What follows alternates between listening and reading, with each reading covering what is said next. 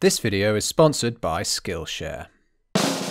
Ladies and gentlemen, 3 episodes of Doctor Who will be reviewed today. Utopia, The Sound of Drums, and Last of the Time Lords. Even though Russell once said in Doctor Who magazine that Utopia is a separate episode, I think we all wanted to believe this was the first 3-parter story of the Doctor Who revival. And besides, who doesn't love a good cliffhanger? As some of you know, I've been making YouTube videos for over 5 years now, and I'm finally treating the channel like a full-time profession. It has been a very educational journey for me. Video editing and writing up scripts have become second nature to me now, but I still have a lot to learn. Thankfully, I can turn to Skillshare. Skillshare is an online learning community with thousands of classes covering dozens of creative and entrepreneurial skills. It's not just useful for content creators like me. If you're a musician, gardener, filmmaker, writer, animator, artist, there's something for everyone. Whether you want to fuel your curiosity, creativity, or even career, Skillshare is the perfect place to keep you learning and thriving. With all the screenshots and stock footage I use, I'm finding this course on creative video storytelling rather insightful. Premium membership gets you unlimited access to everything on their site, and you can join classes and communities that are just right for you. Skillshare is also really affordable. An annual subscription is less than £8 a month, or $10 if you're a Yank, which when compared to in-person classes and workshops is a great deal. Right now, you can get a 2-month free premium trial of Skillshare. Just visit the link below and tell them Harry sent you. Now,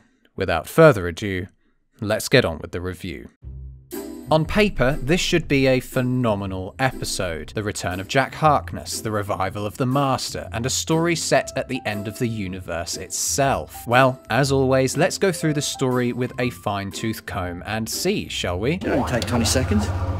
20 seconds? Last time you were here, it took you all damn day! He didn't even need to say this. When he sees Jack running towards him, he could have just dematerialized in a moment of guilty panic. Even Martha looks at the screen, so she must have watched the running man, yet doesn't say a word. We then see Jack diving headfirst into the TARDIS, only to see him clinging onto it as though the dive never happened. I might be more forgiving of this cartoony moment had they scrapped the pointless "humans are coming" bit and replaced it with a terrified Jack Harkness holding on tight throughout the entire title sequence. Speaking of pointless, I definitely think the future kind lacked any real purpose and felt rather cheap. They aren't anything notable and act as a substitute for the real danger of the episode, that the universe is coming to an end. No specific explanation defines how the universe will end, which was actually quite a nice idea because not even the Doctor knows what's going to happen. All we know is that the remains of humanity are stuck on this planet Malcasero, aiming to rocket their way to a place called Utopia. Failing that, humanity somehow become the future kind? I think more creative energy should have been directed at this concept of the end of time instead of thinking up a monster for this episode when one wasn't needed. As far as I can tell, they just want some food. As soon as the pair excitedly leave the TARDIS to find out what this uncharted territory and time zone has to offer, they find Jack on the floor. I don't mind all this catch up too much because obviously not every Doctor Who fan has watched Torchwood. When I was a kid, I couldn't even get past the first episode after the trauma of seeing some Welsh guy get his fat throat ripped out by a weevil. The blogging that goes on between the 3 is great. The Doctor and Jack measuring dicks, with Martha being perpetually reminded she's still second best to Rose. This does somewhat detract from the genuine abandonment Jack must have felt for centuries, because nothing else is mentioned about it after the Doctor merely says, "Busy life, moving on." Our characters outrun the future kind and take refuge at the silo. Not to be confused with the pig crap silo from the Simpsons movie, because now it's tempting to think that they're building this rocket just to get rid of mankind's final shits. Sorry. I definitely liked how the show was able to shine 2 different lights on this dire situation for humanity. You have Martha and Jack complaining how it's like a refugee camp, but the Doctor ultimately admires that humanity is still surviving at the end of time itself. Unfortunately, Blue Peter strikes again when the character Creech shows up. Sorry, but how old are you? Old enough to enter a competition without my parents knowing. God, I'm so happy I get to see these families reunited. I'll also give credit to Jack being as openly sexual as one can possibly be. If he's not after Martha, he's shaking hands with some guy in the tunnels or even pursuing Chantho, a creature of significant strangeness considering she drinks her own internal milk. We are also introduced to Professor Yana, played by Derek Jacobi, who gives a truly truly enthusiastic performance throughout. Martha's reaction to more catch-up, this time about the Doctor's hand in a jar, was great too. Why we needed to have a flashback of the event itself, I don't really know. It's a shame because flashbacks protrude all 3 of these episodes, so get ready for more complaints about that. The Doctor miraculously gets the rocket operational and then starts putting Jack leads into this glass wall. Yep. You heard me right, Jack leads. Budget! This is then followed by a montage of meh, where the characters play around with cables and dabble in idle chit-chat. For an episode based around the end of everything, I was rather surprised that there's no real stakes for our characters here. They keep insisting that the end is coming, but nothing environmental actually happens to reinforce humanity's desperation, making most of the story feel quite empty. The 2 companions just hang around helping and asking questions like this. So, how long have you been with the Professor? 17 years, though. Hang on a minute. I am happy drinking my own internal milk, though. Yes, well, that's quite enough information, thank you. 17 years and he didn't know about her internal milk? No. We get this 42-esque moment where the monster of the episode turns off the power from a magical switch. This would have never happened if you lot just fed these poor cretins. Then suddenly everyone gets really interested in this room full of STET radiation placed beneath the ship. I thought it was kind of noble, like Yana, that this forgettable character would give his life just to get everyone else flying away in a spaceship. But when he dies, the lieutenant's reaction is so funny. Get out of there! Get out! Hey, this episode was directed by Graham Harper too. I wondered where I'd seen all those bloody zooms before. To top all this craziness off, Jack decides he's gonna die for the cause too. Thankfully, his revival line, Was someone kissing me? ends the sequence quite humorously, making me realise how much I missed Jack being in the show. The Doctor and Jack have a real neat conversation about immortality. Considering this is something they now both have in common, it's great to see the Doctor almost wary of Jack, because he really has got to keep him on a leash now. This is also the first time Martha's hearing about what happened too. She finally comes to terms with the Doctor's sadness. Rose is not only his ex, but there's no physical way the pair will ever see each other again. Well, so we thought. Turns out Yana's been listening to everything that's being said and has been getting progressively more triggered the more he hears. That drumming motif of the Master, added alongside this talk of time travel, reaches its peak when he pulls out the famous fob watch. That sinister rising and falling violin accompanying the drums is heard for the first time here, and it's freaky. The pace picks up again because the ship's gonna fly off any second now and chaos has just been unleashed. The twist that Yana is an acronym for the face of Bo's last words are absolute genius. 3 episodes in and the words are said, 3rd episode from the end, and it's given meaning. Watching Yana tear down his and Chantho's hard work was great. The Master's transformation from Time Lord to human is also unwavering. He's now displaying this darker side to him, Jacoby's own performance transforming into something quite malevolent. The confirmation of his identity is accompanied by that pounding drum beat as well. Suddenly everything has gone tits up and the Doctor is left desperate. All this time he thought he was the last surviving Time Lord, now that belief has come undone. Then the Master regenerates in the TARDIS, and even though John Sim only gets a minute or 2 in this episode, he absolutely kills it. Hello. Tough! Hello! Bye-bye! So, did it suck? Utopia ain't a bad episode, it just acts as a prelude to the 2 episodes to come. The antagonists are a little lame and it definitely could have taken itself to higher levels if there wasn't such a big focus on the return of the Master. However, the inclusion of Jack Harkness was great, the setting is intriguing, and Derek Jacobi really steals the show for me. The music is also phenomenal, and the Yana twist was pretty spectacular too. This ending is enough to get anybody psyched for the final 2 episodes of this series, and I give Utopia a 7 out of 10.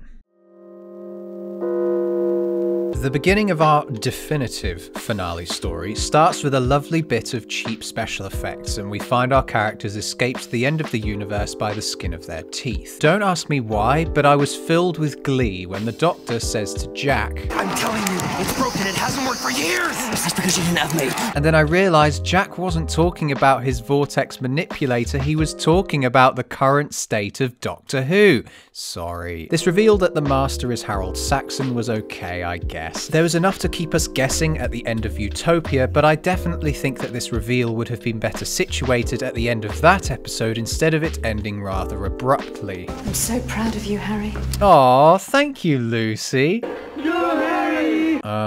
Thanks, Kai. Tish, Martha's sister, then runs onto the set absolutely clueless why she's there. What exactly do you want me to do? You just stand there and look gorgeous. There's definitely something to be said about the attitudes of 2007 compared to now. This incarnation of the Master gets away with saying a lot of sexist things. If this was filmed in 2019, one of these two characters would have stood up for themselves and had a deflective comment ready to respond with. Even at the end of the finale, the Master says, "It's always the women," and the Doctor says, "I didn't see her." It's just amazing in 2019 when we have a female Doctor that this type of dialogue would never get past a producer today without having an instant rebuttal ready for one of the characters to defend her honour. We then see the short-lived cabinet of the Harold Saxon party. Considering the political factions in power when this episode aired, this scene was very satisfying to watch. John Sims' performance carries this scene wonderfully. He not only exposes the spineless, unprincipled behaviour of politicians, but is expressive to the point of rivaling Tennant, making this scene super funny despite the Master's murderous intent. Even him breathing and tapping his finger away is enough to send chills down one's spine. As our trio start getting the audience up to speed with who Saxon claims he is, Lucy Saxon gets a visit from this short-lived journalist named Vivian Rook. Vivian Rook, Sunday Mirror. You've heard of me. You bet I have. She shares the name of the Prime Minister in the show Years and Years, that BBC show I keep poking you lot to check out that's also written by Russell T Davies. There's this really nice behind closed doors vibe going on as soon as this character turns out to know more than she lets on. This concept is best exemplified when she's killed by the Toclophane, and the Master opens and closes the door with her screaming in between for comedic effect. As the conversation progresses, it's looking like Vivian Rook might be getting at something, but unfortunately the Master magically appears in front of a door that would undoubtedly have been in Vivian Rook's eyeline. He then introduces the audience to the Toclophane, who unfortunately get off on the wrong foot from their first appearance. Silly lady. No. Dead lady. One silver lining to this sequence, though, is this idea that the Master can now have a pretty young companion beside him at all times, just like the Doctor. I also liked this idea that the Master has now spread his infectious rhythm to everyone on Earth and in turn hypnotizing them. Sadly, this concept is interrupted by another one of those famous Russell T Davies emergency broadcasts where everybody in the UK stops whatever they're doing to watch the TV. It doesn't annoy me too much, I just wish some of Davies' stories weren't so reliant on them. Personally, I've always been impressed by how the Davies era acted on the assumption that people have long memories regarding alien encounters. It worked for their budget too, though, providing a nice trade-off for episodes that are commonly set in present-day London. This is best shown in the episode Turn Left, but you'll hear more about that next year. When the trio find the bomb, though, this was my reaction. What? It just looks ridiculous and unnecessary. Fortunately, it jump-starts a fantastic sequence where Martha's entire family, bar Reggie Yates, get arrested. This ramped up the stakes for Martha, making me bounce on the edge of my seat screaming, Yes! Just run! When finally the Doctor and Master are put on the line, they show the most overly dramatic speaker-to-phone transfer I've ever seen. Their conversation is really fascinating though. There's a little bit of envy in the Master. I think he sees the Doctor as taking all the glory for winning the Time War despite being let loose specifically for being warrior material. The Master also sets these seeds of torment for the Doctor, attributing his kindness to weakness. Are you asking me out on a date? The Master watching the Teletubbies was also hilarious. It was cool as well to hear this childish music box sound playing in the score when the Toclophane appears. I'm saying it now though, I have a hit and miss relationship with these things. They look awful and they sound awful. I'm pretty sure that the voice of this particular Toclophane is the same one as the Gelth from the Unquiet Dead episode. By showing the Teletubbies and changing up the score though, the episode introduces the idea of the Toclophane having childlike qualities as early as this point. With the Doctor and co on the run, he reminisces about Gallifrey. This image shown here would lay the groundwork for all depictions of the planet to come, as well as sticking to the imagination of viewers at home. I liked that it was a phone network that caused everybody to vote for Saxon though. It kind of brings back memories of the phone hacking scandals of that time. It's also interesting because right from the first episode episode of this series, there's countless phone conversations between Martha and her family. Hell, even in 42, there's scenes of Martha talking on her mobile with her mum. So whilst everybody got hung up on those bloody Vote Saxon posters, turns out it was the mobile phones we should have been watching. The scene ends beautifully after the Doctor explains how perception filter necklaces work. He's so unaware he has 2 followers that are in love with him, being too busy with his mind perpetually focused on saving the universe.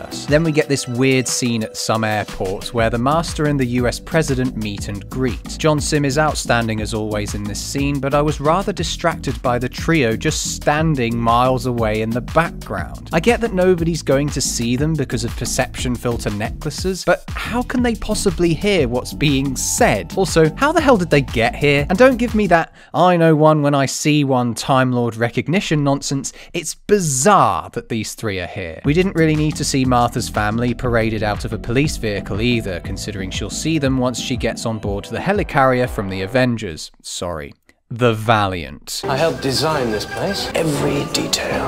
What, even this hideous purple lighting you got going on the lower decks? Was that your idea too? Am I also to believe that the Doctor and friends were just twiddling their thumbs for hours on end waiting for 8 AM to roll along? When they find the TARDIS, I found it quite astounding how the atmosphere shifts. Their beaming purple faces alter dramatically when we see the interior red, caged. It looks and sounds like doom and gloom, but I had this awful gut feeling the moment the Doctor said what this was, It's a paradox machine. that this was going to be the story's get out of jail free card. More on that later. The President gets killed by some really poorly aged CGI, followed by all the couch potatoes reacting in hilarious fashion too. The Master then blabs on about Professor Lazarus. This made me regret skipping that review somewhat. Having the power to make the Doctor age physically was quite the twist of fate, but watching him transform in a blur looked kind of incredulous. The shots of him shaking around are really short, and the process takes so long that they had to cram a bunch of reaction shots in here too. I couldn't help but laugh at the most traumatic thing the Doctor experiences in this entire episode. Things get even sillier though, because in the closing minutes of the episode,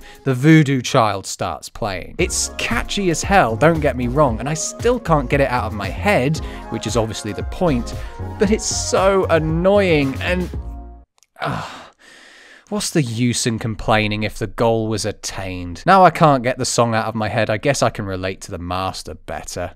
Fine. You can have this one, Russell. Well done. Then Jack gives Martha the teleporter. A few hours ago, we saw all 3 of them warping together, so why not just take Jack with you? You're gonna need some form of human meat shield down there when the Toclophane finds you, right? Nah, go on, do your little unseen stand of resistance. I'm sure the next episode won't end as badly as this one. I'm coming back. You'll be back. So, did it suck?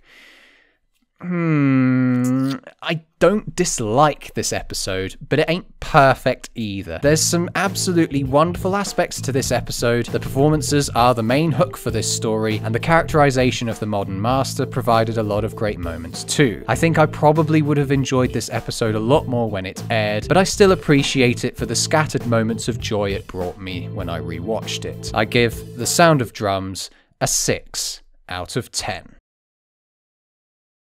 Ah, boy, here we go. The finale kicks off with a shot of this ugly mug's face who's meeting Martha on some coastline of the UK. She's been spreading the good word of our Lord God around the world, but apparently those narrow escapes she made weren't important enough for this story, so they just skipped over them. Her trip around the world feels more like a hippy-dippy holiday than a mission of valor, and I say this because she even starts swooning over this random man she's just met. Makes me sort of unnoticeable. Well, I can see it. That's because you wanted to. Is there a Mrs. Milligan? Despite this time jump though, it looks like nothing has changed on board the Valiant. What have they been doing this entire time? Conjuring up this little game of Three-Finger Johnny? This pointless plan of theirs has Jack breaking free of his chains. And just after he does, he gives up the instant he sees some men with guns. This makes the guards on board the Valiant feel more like sticks than human beings. Sticks, sticks, sticks.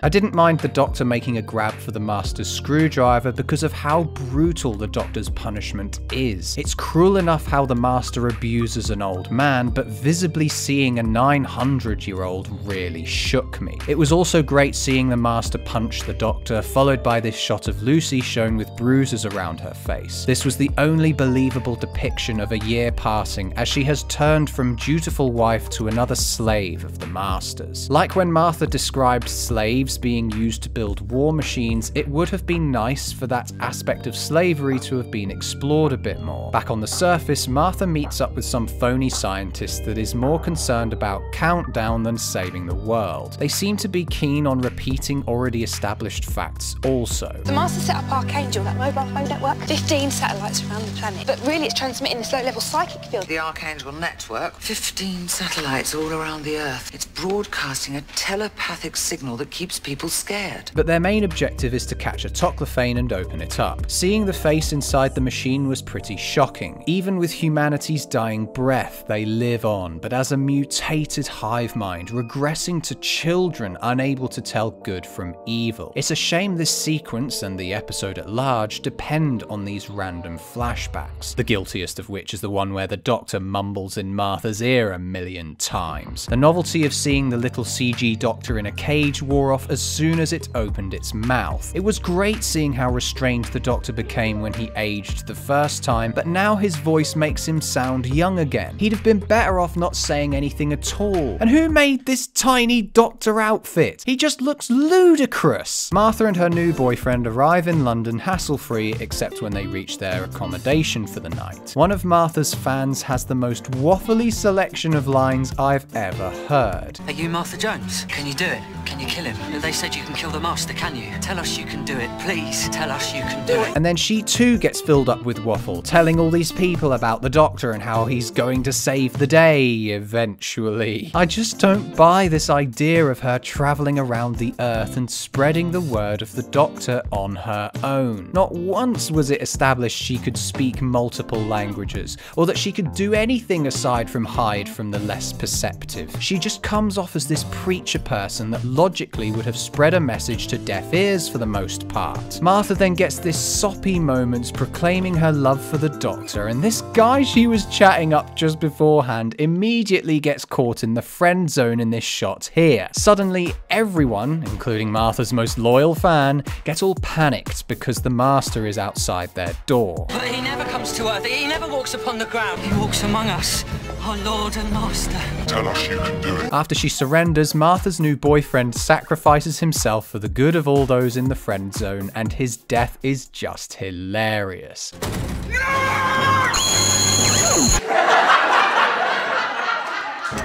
Martha gets beamed up to meet her end, and look, all the family are here to witness it all. Even Uncle Jack's here too, unchained. It must be his birthday or something. I honestly can't believe this scene. Firstly, the flashbacks are ruinous. The episode flashes back to a moment we saw merely 5 minutes beforehand. Secondly, I've never understood why the Master says first blood in this scene. He killed the President of the United States and some journalist from the Mirror by proxy, but he definitely killed off his cabinet members in the previous episode too. Ironically enough, everything that pours out of the Master's mouth is my reaction to this plan of the Doctor's. Faith and hope.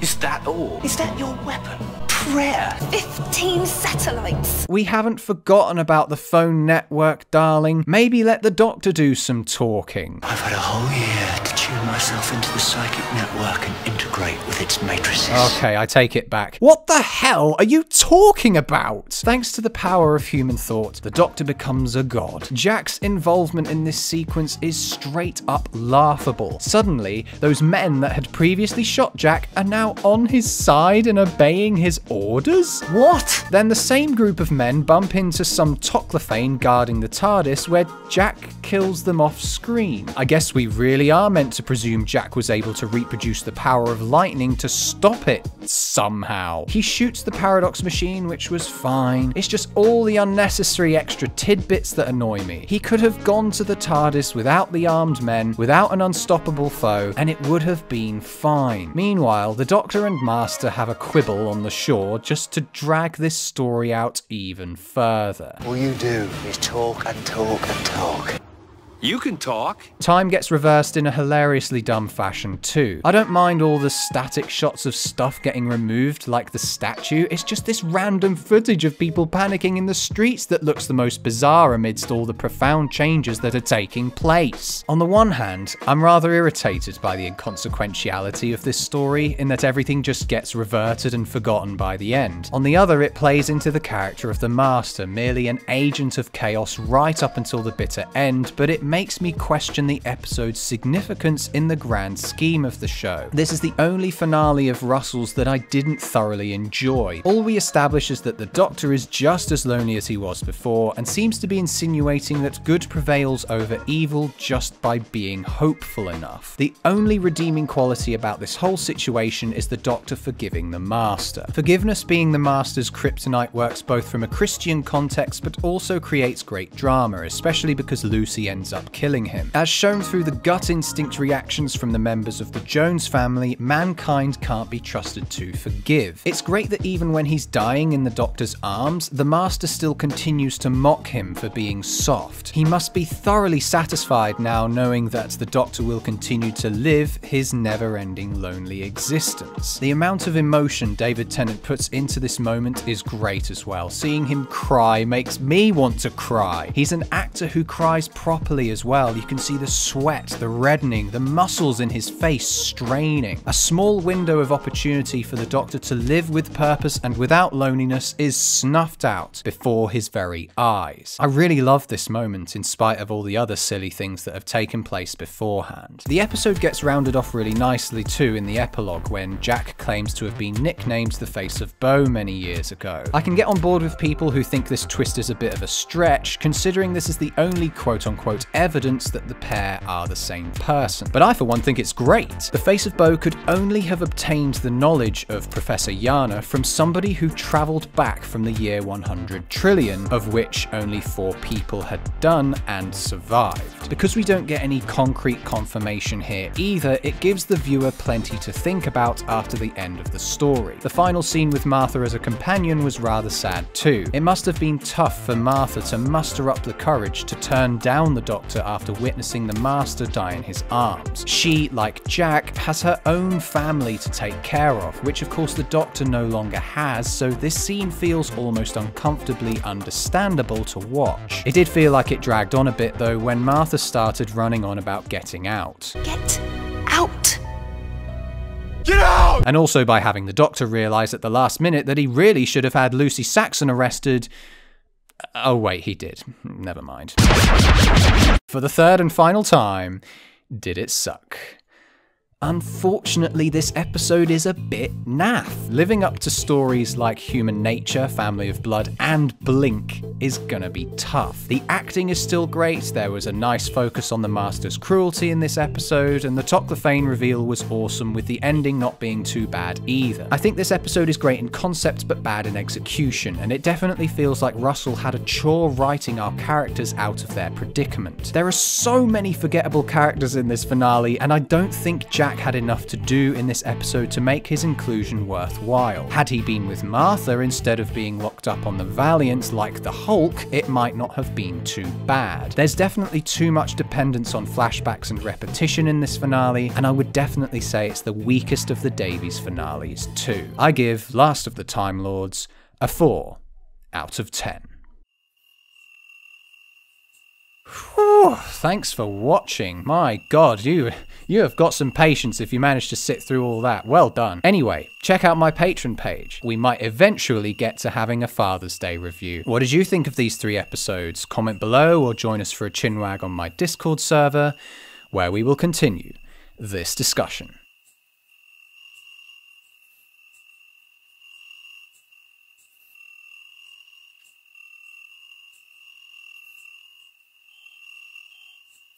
Well done.